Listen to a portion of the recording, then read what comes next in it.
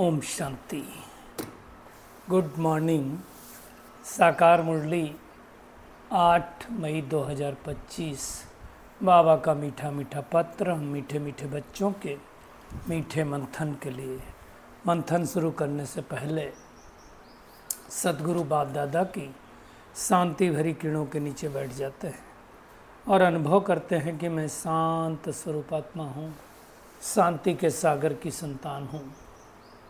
आज की साकार मुरली में बहुत सारी बातें बाबा ने बताई हैं। बाबा कहता है देखो, एक होता है याद का बल, है ना, एक होता है योग बल।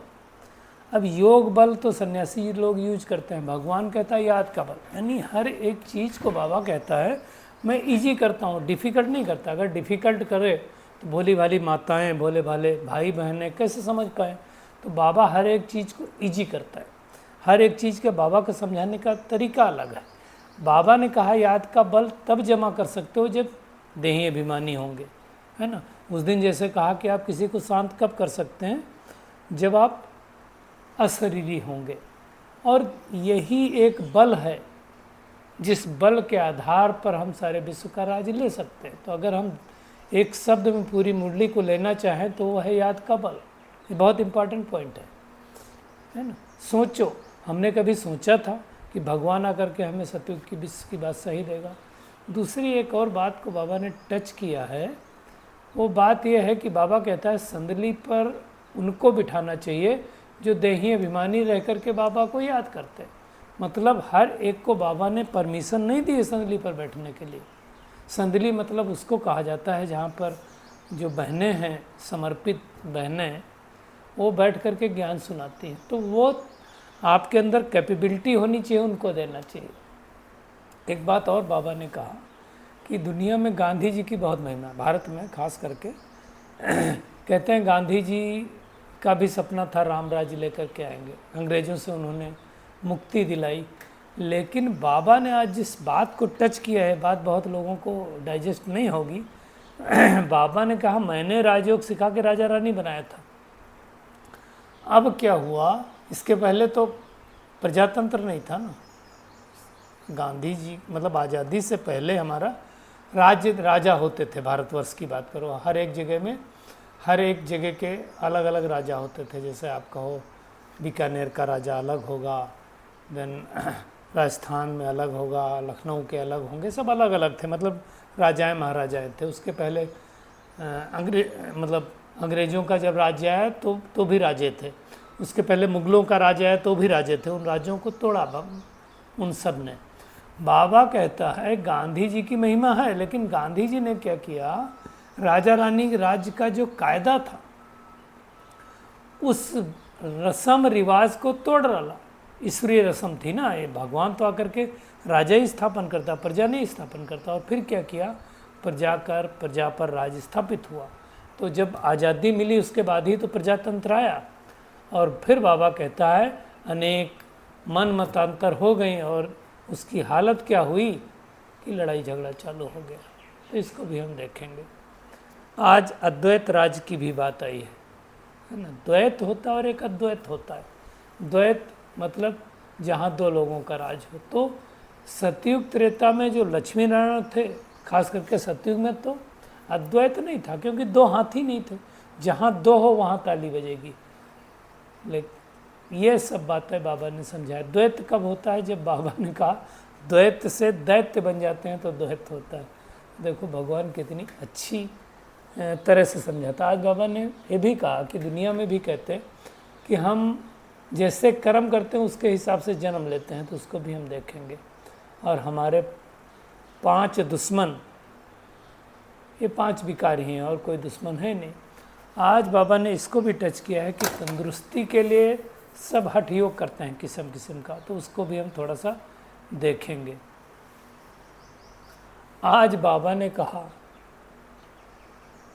कि जो कन्याओं को बाबा ने याद किया और कहा कि जैसे 18 वर्ष 16 वर्ष की कन्याएं होती हैं, तो कई बार कन्या चाहती है कि हम समर्पित हो जाएं और घर वाले नहीं समर्पित करना देना चाहते हैं। तो उसमें बाबा ने कहा जब तक वो सगीर नहीं है, बालिक नहीं है, मालिक हो जाएगी तो मन मर्जी कर सकती है।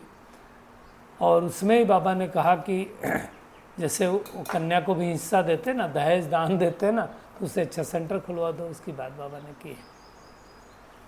नारद को भी याद किया है कि वो लक्ष्मी को बर सकते कि नहीं। बाबा ने कहा तुम पहले रफ पत्थर थे, अब बाप धीरान सिरान, सिरान मतलब धार पर चढ़ाता है। धार पर चढ़ाता मतलब जैसे वो पत्थर एक नहीं होता है, उस पर शार्प करते हैं तो पारसनाथ बोला जाता है ना। तो पारसनाथ रूपी पत्थर से टच होकर के भी हम लोग भी अच्छे हो जाते हैं। और पढ़ाई तो करना ही है, जिनको सत्युग में आना हो तो पढ़ाई करेंगे। और बाबा ने कहा जो बाप के गुण गाते हो उनके अनुभवी मूर्त बनो, वो इम्पॉर्टेंट। खाली गुण गाने से कुछ नहीं होगा। गुण तो भक्ति मार्ग में हम बहुत गाए, और कारण को निवारण में परिवर्तन करना है। तो ये आज की पूरी मुरली है। हम शुरुआत करेंगे याद का बल या योग बल। सन्यासी या दुनिया के लोग कहते हैं याद का बल और योग बल में क्या फ़र्क है। बाबा कोई भी चीज़ को बहुत टफ नहीं करता है, सिंपल करके समझाता है।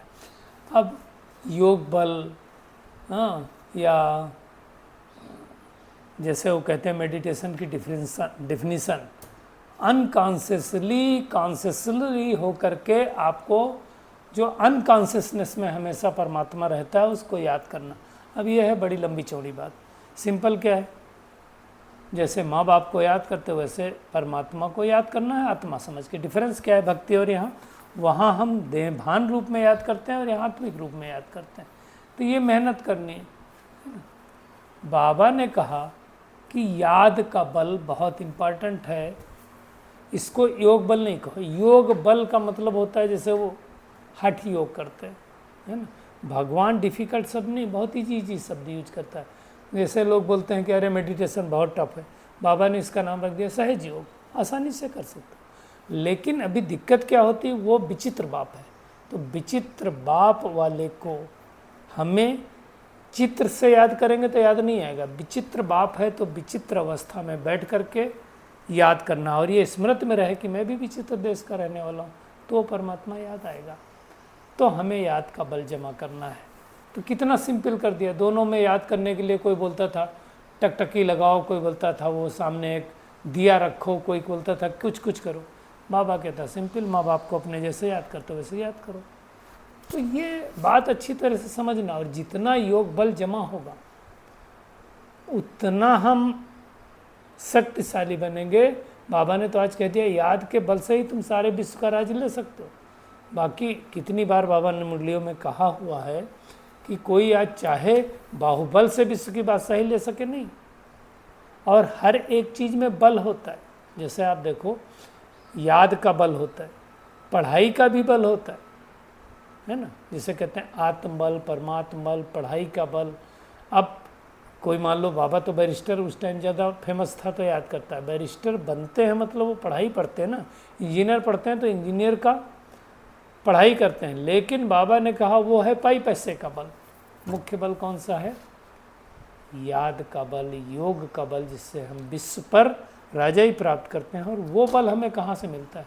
वो सर्वशक्तिमान बाप से मिलता है, वो सबसे नहीं मिल सकता है। कल्प हम ये योग बल जमा करते हैं, याद का बल जमा करते हैं, लेकिन वो भी कईयों से होता नहीं है।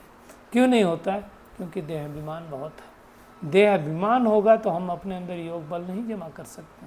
तो उसके लिए बाबा ने जो उपाय बताया कि सबसे पहले क्या करो, देही अभिमानी बनो। देखो जो देही अभिमानी बनेगा वही कर सकता है, नहीं तो कोई दूसरा बल जमा नहीं कर सकता। इसलिए आज बाबा ने कहा कि यहाँ बच्चियाँ बैठती हैं तो संदली पर उनको ही बैठना चाहिए जो देही अभिमानी बन करके बाप की याद में बैठें। क्योंकि हम देहाभिमान में बैठें तो हम वो वाइब्रेशन फैलाएंगे। मैं आपको बताऊँ, मेरा अनुभव है, खुद का मैं बता रहा हूँ, शेयर कर रहा हूँ आप सबके साथ, कि जब मैं अवस्था वैसे तो लगभग एक रस रहती है, लेकिन मान लो थोड़ा बहुत ऊपर नीचे वेरिएशन हुआ, जिस दिन अवस्था बहुत अच्छी हो, कभी कभी ऐसा होता है ना कि ज़रूरत से ज़्यादा अच्छी हो गई हो तो बाबा की ही हम वो कहेंगे। तो लेकिन अब उस दिन लोग जो सामने बैठी ऑडियंस होगी ना, उसको भी वैसे वाइब्रेशन मिलेंगे। इसलिए जो बाबा आज कह रहा है ना, संदली पर उनको बैठाना चाहिए जो देही अभिमानी हो। अगर मेरे मन की स्थिति ठीक नहीं है, अगर मेरा मूड ऑफ है, अगर मेरा ऊपर नीचे है, मन में संकल्प चल रहे हैं, तो ऐसे व्यक्ति को योग कराना नहीं चाहिए। बोल देना चाहिए कि आज मेरी स्थिति ठीक नहीं, क्योंकि जैसी आपकी स्थिति होगी वैसा प्रभाव सामने पड़ेगा, वो वाइब्रेशन जाते हैं। तो बहुत इम्पॉर्टेंट बात आज बाबा ने टच किया है। तो हमें सोच समझ करके करना है। अगर हम उस लायक नहीं हैं तो फिर हम बैठे क्यों। इसलिए बाबा कई बार कहता है, अगर ज्ञान में योग का जौहर नहीं है तो तीर नहीं लगेगा। अब ये बहुत बड़ी बात है बाबा ने जो कही, ये बिल्कुल सच बात है। देहाभिमान में हम किसी को सुनाते हैं तो कुछ समझ में नहीं आता, इसलिए हमें मेहनत करना चाहिए, है ना, तब जा कर के हमारे ऊपर जमा होगा। इसलिए बाबा ने कहा जमा करने का तरीका भी है, बहुत काल का अभ्यास चाहिए। 1-2 दिन में झट से कोई अशरीरी बन जाए, देही अभिमानी बन जाए, ये नहीं। हालांकि दुनिया में बहुत सारे योग हैं, भगवान आकर के राजयोग सिखलाता है। दुनिया में तो हठ योग कितने हैं, आप देखो। हठ योग जो करते हैं, जैसे बाबा रामदेव ने सिखलाया, दुनिया में योग को प्रचार प्रसार तो उन्होंने किया। अब वो हठ योगी है, कपालभाति करना, एक पैर पे खड़े हो जाना, वो कौन सा ये मर्जरी आसन, मुर्गा आसन, पता नहीं कौन कौन से आसन, हर कोई नहीं कर सकता। तो ये हठ योग है ना। लेकिन वो सब क्यों करते हैं? तंदुरुस्ती देने के लिए। और भगवान जो हमें राजयोग सिखलाता है, उसके लिए हम सदा सदा के लिए तंदुरुस्त हो जाते हैं। 150 साल से पहले शरीर नहीं छोड़ेंगे, लेकिन उसके लिए हमें क्या करना पड़ेगा? पहले विकार मुक्त बनना पड़ेगा। 5 विकार यही तो हमें तंग करते हैं, और इसीलिए भारत देश में रावण को हर साल जलाते हैं। लेकिन कोई जानता नहीं हम क्यों जलाते हैं। सोचते हैं राम की सीता चुरा के ले गया इसलिए जलाते हैं। नहीं, हर एक नर नारी में 5 विकार बैठे हुए हैं, और भगवान हमें राजयोग सिखला करके नर से नारायण, भ्रष्टाचारी से श्रेष्ठाचारी, पतित से पावन, कलयुगी से सतयुगी बनाता है, मनुष्य से देवता बनाता है। लेकिन हमें ध्यान रहे कि हम गॉडली स्टूडेंट हैं, हमें पढ़ाने वाला स्वयं भगवान है, कोई इंसान नहीं। और पढ़ाई से इतना ऊंचा पद मिलता है। अगर ये हमें याद रहे, निश्चय रहे, तो फिर हम पढ़ाई अच्छे से पढ़ें। आप सोचो, इतना सहज ज्ञान है तो भी सब क्यों नहीं ले रहे? 2 रीजन मुझे समझ में आता है। एक तो क्या है, यहाँ पर बोला जाता है विकारों को छोड़ो, दुनिया में तो कोई विकार छोड़वाता नहीं है। और दूसरा क्या है, आत्मा के अंदर वो पावर नहीं बची है। और वो पावर तो भगवान से मिलेगी। भगवान से मिलेगी तो उसके लिए कनेक्शन जोड़ना पड़ेगा, मेहनत करनी पड़ेगी। तो ये सारी बातें भगवान आकर के हमको सिखलाता है ना। आप सोचो, यहाँ जो पढ़ाई हम पढ़ते हैं, ये भी तो पढ़ाई है ना। तो पढ़ाई पढ़ करके कुछ बनते हैं, इंजीनियर बनेंगे, डॉक्टर बनेंगे, जो भी होगा, लेकिन वो कितने दिनों के लिए? थोड़े दिनों के लिए ना। और भगवान हमें 2500 साल क्या पूरे कल्प के लिए कहो तो ज़्यादा अच्छा है। और वहाँ सोने के महल होंगे, यहाँ तो ऐसे ही। तो बाबा कहता है, तुमको बुद्धि में क्यों नहीं आता कि हम स्वर्ग का प्रिंस प्रिंसेस बनने के लिए पढ़ाई पढ़ रहे हैं? आता कि नहीं आता, हमें चेक करना है। और अगर आता है तो हमारे चेहरे पे खुशी होनी चाहिए। फिर खुशी गुम क्यों होती है? जैसे दुनिया वाले कहते हैं, मंदिर में गए, जितनी देर मंदिर में रहे उतनी देर तो हमें बहुत अच्छा लगा, बाहर आए तो फिर से शांत हो गए। एक बात बताओ भैया, जब आप अंदर रहे तो आपको बहुत अच्छा लगा, तो बाहर आ करके आप अशांत क्यों हुए? इसका मतलब क्या हुआ? वहाँ की शांति आपने एक्वायर नहीं की, वहाँ की शांति जो थी वो महसूस की। इसलिए बाबा ने जो आज वरदान में भी कहा, अनुभव की बात की ना, उसमें हम जाएंगे गहराई से। तो ये मेहनत करनी है हमको, बगैर मेहनत के कुछ नहीं होने वाला है। इसलिए बाबा ने क्या कहा कि सवेरे सवेरे आधा पौना घंटा पढ़ो। अब कई लोग, मैं देखो, अमृत वेला करते हैं लोग, अब कौन किस अवस्था में करता हो तो मुझे पता नहीं। बहुत सारे भाई बहनें, 40-50 भाई बहनें जुड़ते भी हैं। कुछ भाई बहनें वो जब 4:45 बजेगा तब जुड़ेंगे, तो वाइब्रेशन उनको कैसे मिलेंगे?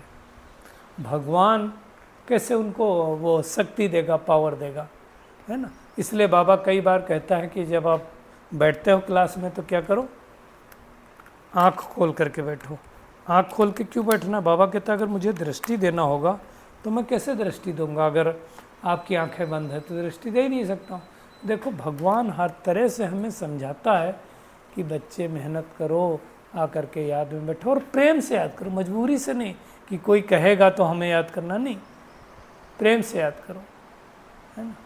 दूसरी बात आज बाबा ने जो कही है कि गांधी जी को याद किया है ना? गांधी जी जब थे, जैसा मैंने पहले डिस्कस किया, तो राम राज्य चाहते थे, राम राज्य तो ला नहीं पाया, अंग्रेज़ों को भगाया, लेकिन उसके साथ साथ ये राजाओं का राज्य चला गया। हालांकि मेरी भी ये मान्यता थी कि राजा तंत्र से प्रजातंत्र अच्छा है, मैं भी ऐसा सोचा करता था पहले, लेकिन अभी समझ में आ गया भाई कि जो प्रजातंत्र है इसमें भ्रष्टाचारी ज़्यादा है, क्योंकि सत्ता का जो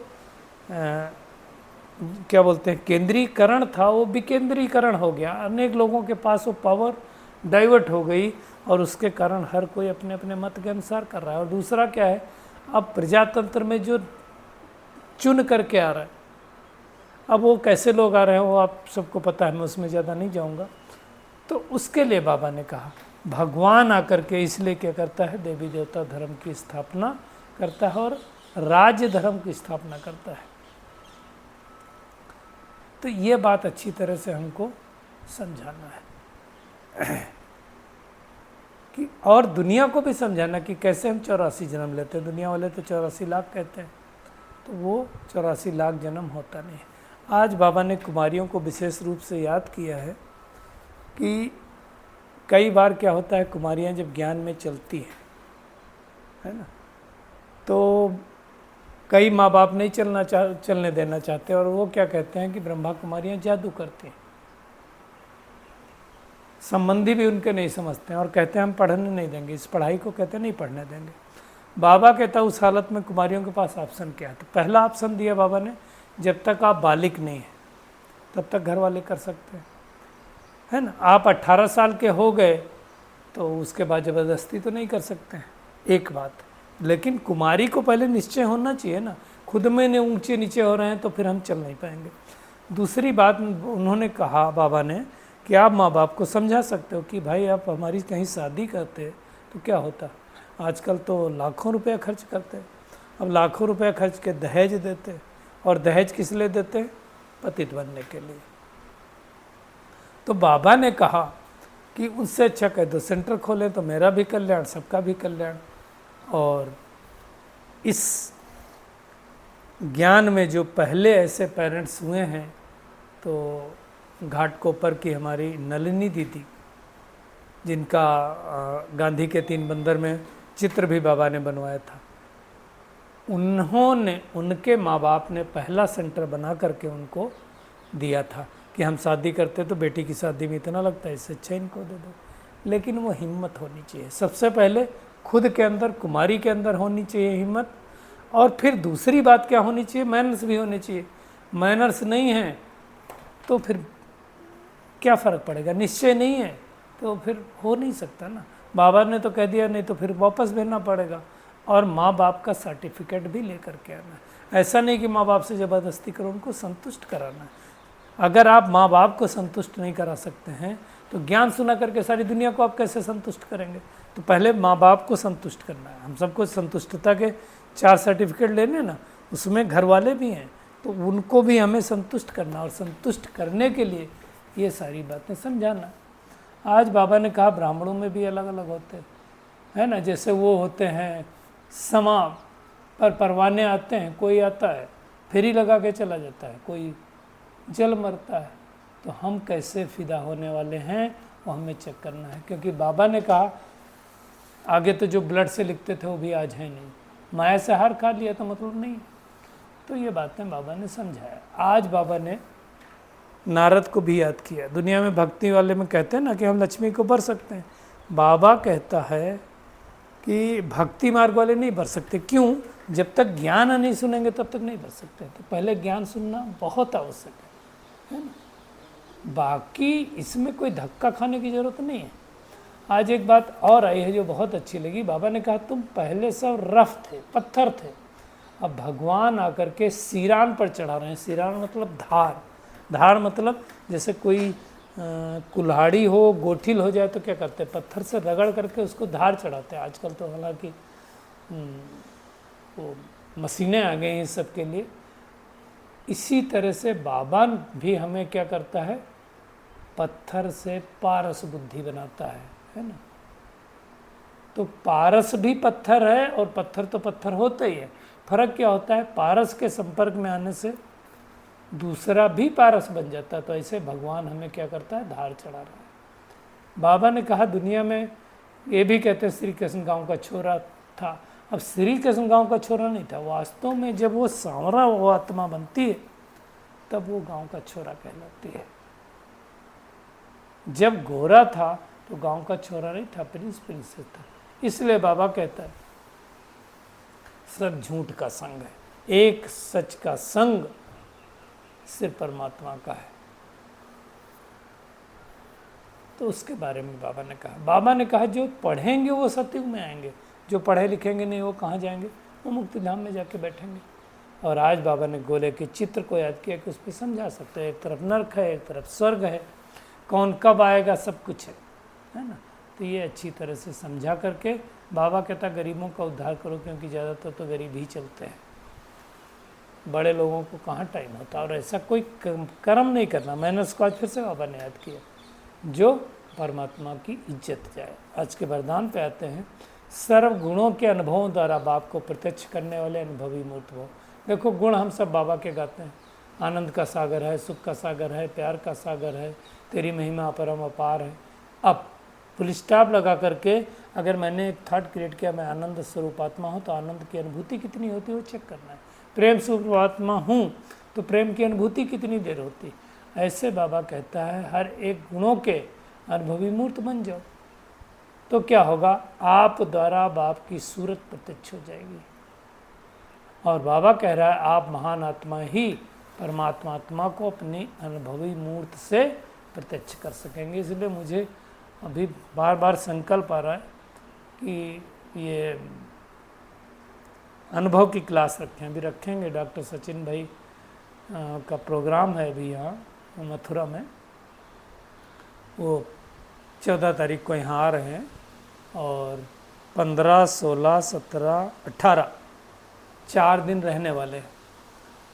तो उसमें अलग अलग तरह से प्रोग्राम होंगे। एक दिन रिफाइनरी में है, एक दिन डीएम ऑफिस में है, एक दिन जेल में होगा, और एक दिन रिफाइनरी नगर में होगा, यानी टाउनशिप में होगा डिजिटल वेलनेस के ऊपर, और एक दिन सेंटर पे होगा। बताने के पीछे रहस्य एक ही है कि सब लोग अपना थोड़ा सा टाइम स्पेयर करने, और जो बाहर के लोग हैं हम देखेंगे, अगर कुछ रिकॉर्डिंग पॉसिबल है तो सबके साथ शेयर करेंगे। तो उसके बाद हम ये अनुभव की क्लास रखेंगे, और साथ साथ फिर हमें समर कैंप भी करना है। बाबा कह रहा है कारण को निवारण में परिवर्तन कर दो, तो अशुभ बात को शुभ करके उठा लो। कोई अशुभ भी बोल रहा है तो हमें शुभ करना है। और ब्राह्मणों की बाबा ने कहा लाइव, ब्राह्मणों का जिये दान, ये पवित्रता है। आदिनाथ स्वरूप भी पवित्रता है ना। तो अब उस स्वरूप में स्थित होना है, क्योंकि वही संस्कार हमको लेके जाना है। आज की पूरी मुरली में टेक होम यही है कि हमें चेक करना है कि कितना हमने याद का बल जमा किया है। देखना है क्या हम लक्ष्मी नारायण को बनने के लायक हैं, कोई विकार तो नहीं है, हम फिदा होने वाले परवाने हैं, फेरी लगाने वाले, हमारे अंदर मैनर्स हैं या नहीं, उसकी चेकिंग करना है। और अथाह खुशी में रहने के लिए सवेरे सवेरे उठ करके बाबा को घंटा आधा घंटा याद जरूर करना है। नशा रहे, हमें भगवान पढ़ाता है, हम संगमी भी ब्राह्मण हैं।